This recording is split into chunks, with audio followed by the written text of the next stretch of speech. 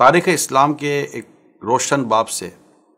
ایک خوبصورت چیپٹر سے ایک واقعہ آپ کے سامنے بیان کرنے کی کوشش کرتا ہوں۔ یہ واقعہ میرے آقا حضرت سیدنا امیر المومنین عمر فاروق اعظم رضی اللہ تعالیٰ عنہ کا۔ آپ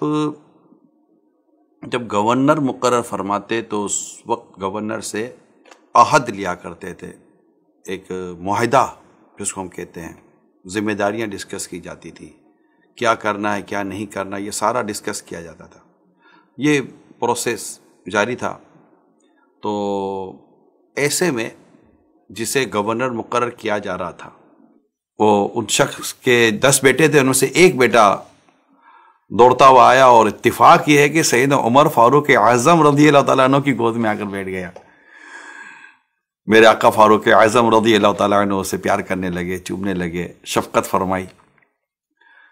یہ شخص جسے گورنر مقرر کیا جا رہا تھا بڑا حیران ہوا اور کہنے لگا کہ حضور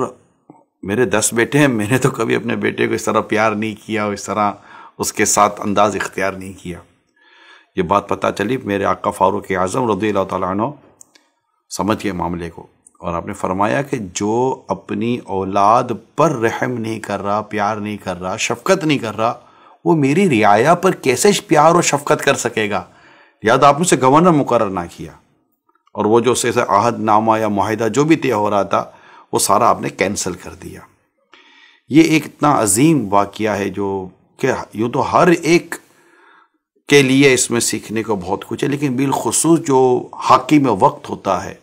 حکمران طبقہ جو ہوتا ہے، ایتھارٹیز جو ہوتی ہیں، ان کے لیے اس میں بہت کچھ ہے۔ یعنی مفتی احمد یار خان نعیمی رحمۃ اللہ تعالیٰ علیہ رعایا کے تعلق سے فرماتے ہیں کہ رعایا کو رعایا اسی لیے کہتے ہیں کہ ان کی رعایت کی جاتی ہے،